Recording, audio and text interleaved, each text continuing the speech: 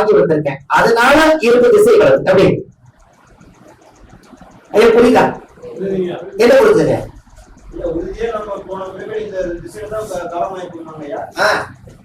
விட்டு போனது நட்சத்திரம் என்ன சார்?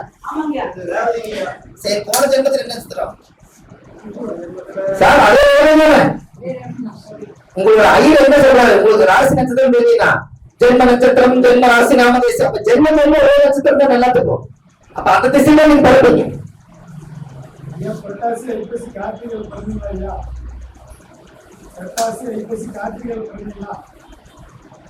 நான் சித்திரை மாசம் சூரிய உச்ச ஐயா, நான் சித்திரை மாசம் பிறந்த ஐயா. யாருக்குமே ஜென்ம நட்சத்திரம், ஜென்ம ராசி, நாமதேசியானா தீர்க்காயில் தீர்க்க சுமங்கலி சித்தியத்தம் அப்படின்னு ஒரு பிராமணர் ஐயர் சாமிகளை சொல்றாருன்னா, அவருக்கு ஜாதகமே தெரியலீங்கன்னு கூட சுபம் மாரிமுத்து நாமதேசியானாம், ஜென்ம நட்சத்திரம், ஜென்ம ராசி, நாமதேசியானாம் தீர்க்காயில் தீர்க்க சுமங்கலி சித்தியத்தம் அப்படின்னு அவர் சொல்லும் பொழுது, நம்மளுக்கு நட்சத்திரம் தெரியலீங்கன்னா கூட சாமிக்கு தெரியுமாமா நம்மளோட பேருக்கு என்ன நட்சத்திரத்தை உங்களுக்கு பிறந்திருப்பாரு. அதனால பிராமணர் என்ன பண்றாருங்க, ஜென்ம நட்சத்திரம், ஜென்ம ராசின்னு சொல்றாங்க. எல்லா 7 ஜென்மத்துக்கும் ஒரே நட்சத்திரம் தான். ஆன்மா என்னைக்கும் அழிவதில்லை, உடம்பு மட்டும் அழிஞ்சிடும். கரெக்டுங்களா ஐயா? அம்மா கூட கொஞ்சம் முடக்கு ராசி பத்தி சொல்லுங்க ஐயா அப்படின்னு கூட மெசேஜ் காலையில போட்டிருந்தாங்க. அது என்ன முடக்கு ராசி? சூரியன் என்ற நட்சத்திரத்துக்கு அந்த ராசி முடங்கி போகும், அதுதானே சொல்ல வர சார்? அதானா? அப்ப சூரியன் என்ற நட்சத்திரத்துக்கு அந்த ராசி முடங்கி போகும்னா, அப்போ ஒரு உதாரணத்துக்கு சூரியன் என்ற நட்சத்திரம் அஸ்வினியா இருந்தா எந்த வீடு முடக்கு?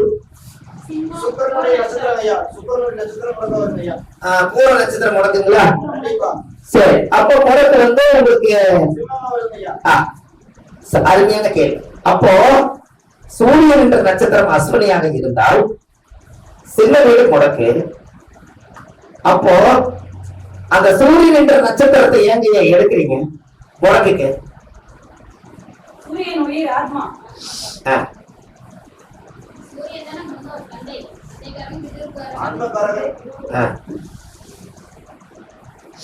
ஒரு தாயுடைய கருவறையில அப்பாவோட உயிர் கருவையை கரு விதையை உருவாக்கி எல்லா நாளும் அவங்க குடும்ப சந்தோஷத்துல வாழ்ந்திருப்பாங்க. அப்பெல்லாம் எல்லா நட்சத்திரத்தினாலும் வாழ்ந்திருப்பாங்க. அப்பவெல்லாம் அந்த கரு பிடிக்கல.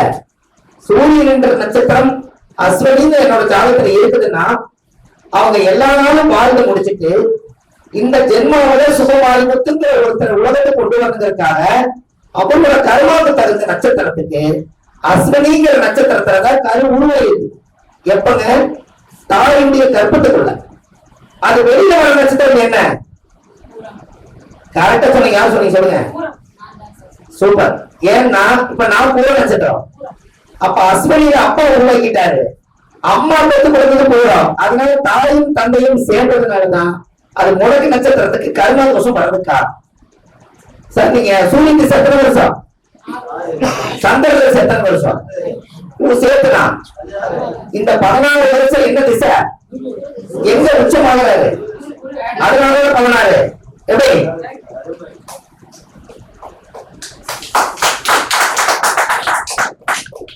சார் அந்த 14 வருஷத்தை எப்படி எடுத்தாங்க? மேசத்துல இருந்து 12 வரைக்கும் என்ன மீனம் வருமா? மறுபடியும் மீனம் வரைக்கும் என்ன 12?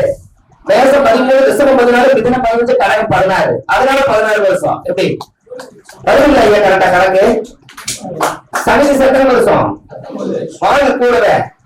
கடகம் 14, துலாம் 19. அப்ப துலாத்துல வந்து என்ன உச்சம்? எத்தனை வருஷம்? 19 காலகட்டம் கண்டாங்க இல்லையா? அப்ப நமக்கு முன்னாடி சித்திரை யோசிச்சு வச்சாங்க இல்லையா? பாருங்க சொல்லுங்க சார். அப்போ ஒரு குழந்தை உருவாகிறதுக்கு தாயுடைய கர்ப்பத்துல எத்தனை மாசம் குடியிருக்குது? சந்திரனுக்கு எத்தனை வருஷம்? அப்படியே கனெக்ட் ஆகுது இல்லைங்களா? சூரியன் 6 வருஷம். சூரியன் போய் எத்தனை மணிக்கு? அப்ப எல்லாமே கால்குலேஷன் தானுங்க ஐயா. என்னங்க சார்? எல்லாமே சயின்ஸ் தான். நீங்க பேப்பரை வச்சுட்டு குறி சொன்னாலும் கிரகத்து போய் வந்தாங்க. உனக்கு நேரம் தெரியலையே புரியமா நம்ம சொல்றது புரி. சரி, எப்பத்தான் நேரம் தெரியாதுன்னு கேட்டா, ஆணி போய் ஆவணி வந்தா உங்களுக்கு ஜாதகம் நிறைய போயின்னு சொல்ற. அப்ப ஏன் வாயில் எது வருது? ஆணி மாசமும் சூரியன் எங்க இருப்பார்? கடகத்துல. ஆவணி மாசம் எங்க வருவார்? சிம்மத்துக்கு வருவார். அதுதான் ஒரு நல்லது நடக்குன்னு சொல்றது. அம்மா என்ன குறி சொன்னாலும் கிரகத்து போய் வந்தாங்க. சார் சொல்லுங்க சார். என்கிட்ட ஒரு சக்தி இருக்குன்னு நீங்க சொல்றீங்க. உங்களை படைச்ச அப்பா அம்மாவுக்கு சக்தி இருக்கட்டும், ஆனா பிரபஞ்ச சக்தி புடிச்சுத்தானே வர முடியும்.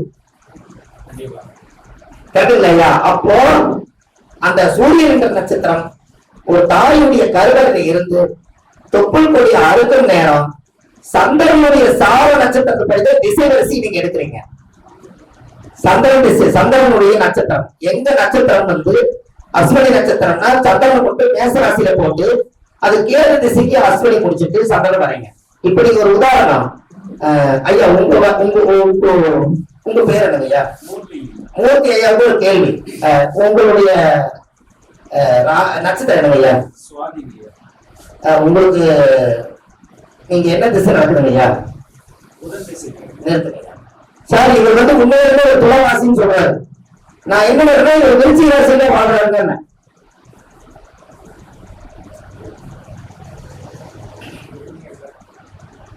சார் அவர் சுவாதி நட்சத்திரம் துலா ராசிங்களாமா, அவர் விருச்சிக ராசியில வாழ்ந்துட்டு இருக்கிறாருங்க. சார் புரியல சார், புரியல. ஓகே சார், நீங்க பிறகு என்ன திசை, எவ்வளவு இருப்பு? 4 வருஷம். வெரி குட் ஐயா. அவர் வந்து ராகு திசை 4 வருஷமா, 4 வயசுன்றது ராகு திசை. அடுத்து என்ன திசைங்க ஐயா?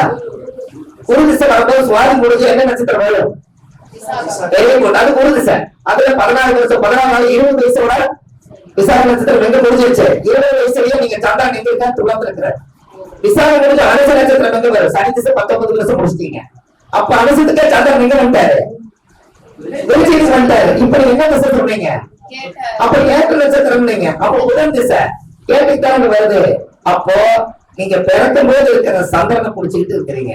ஆனா கரண்ட்ல நீங்க வாழ்றது புதன் திசை, கேட்ட நட்சத்திரம், விருச்சிக ராசி உங்களுக்கு வாழ்வாதாரத்தை கொடுக்குது. எப்படி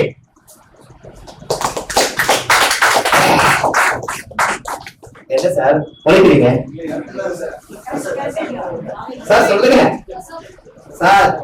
லக்கணத்துக்கு 30 பாயிண்ட், லக்கணாதிபதிக்கு 70 பாயிண்ட். எப்படி? லக்கணத்துக்கு 30 பாயிண்ட், லக்கணாதிபதிக்கு. ஏன் அப்படி? நான் பிறந்த ஊரு எனக்கு பொள்ளாச்சி. எத்தனை வயசுல? நான் 13 வயசுல. நான் 13 வயசுக்கு அப்புறம் எனக்கு வயசு 43. நான் 30 வருஷமா நான் திருப்பூர் தான் இருக்கேன். அப்ப லக்கணம் பிறந்த ஊர் 30 பாயிண்ட். நான் போய் வாழ்ற எத்தனை வருஷம்? அப்ப நான் அதிகமா இருக்கீங்க திருப்பூர். அப்ப எது பேசும்? நான் பேரு புகழ் அட்ரஸ் எல்லாம் நான் இங்க வச்சிருக்கேன். அப்ப எரிசல் போடலாம். அது மாதிரிதான் நீங்களும் இருக்கணும். பூர்வீகங்கிறது வாழ்க்கையில ஒழுங்குறதப்பா. அப்ப இவர் ஜாதகத்துல நட்சத்திரத்துல பிறந்து அவருடைய வயசு வரும்போது அந்த அந்தந்த நட்சத்திரத்தை கடந்து வந்து அவர் ஒரு ராசியை விட்டு இன்னொரு ராசியில அவர் வாழ்றதுங்கிறது முதல்ல ஒரு தெரியணும். எப்படி புரியுதா? அப்ப அவருக்கு விருச்சிக ராசியில தான் இப்ப சந்திரன் போயிட்டு இருக்குது. கரெக்டுங்களா? கரண்ட்ல என்ன போயிட்டு இருக்குங்க? சந்திரன் போயிட்டு இருக்குது. அப்போ புதன் திசை நடக்க போது கேட்ட நட்சத்திரத்தை கடந்து கேட்டில அவர் இருக்க. அப்போ என்ன சார்? அப்போ ஒரு ராசி விட்டு சுவாதி விசாகம் அனுசம் கேட்ட இவருக்கு 4ஆம் திசை நடக்குது. இந்த 4 நட்சத்திரத்தை இப்ப கடந்து வந்திருக்காருல்ல. அம்மா இவருக்கு நட்சத்திரம் 4 இல்ல. பிறந்த இடத்துல நீங்க இருக்கீங்களா சார்? சுவாதியில நிக்கிறீங்களா? இப்போ சுவாதியில என்ன குழந்தை காப்பீங்க? குழந்தை எப்படி இல்ல சார்? நீங்க குழந்தை எப்படி இல்ல சார்? நல்லா யோசிங்க. கல்யாணம் முடிக்கும் போது ஒருத்தன் என்ன பார்த்து கொடுப்பீங்களா? பொறுத்து பார்க்க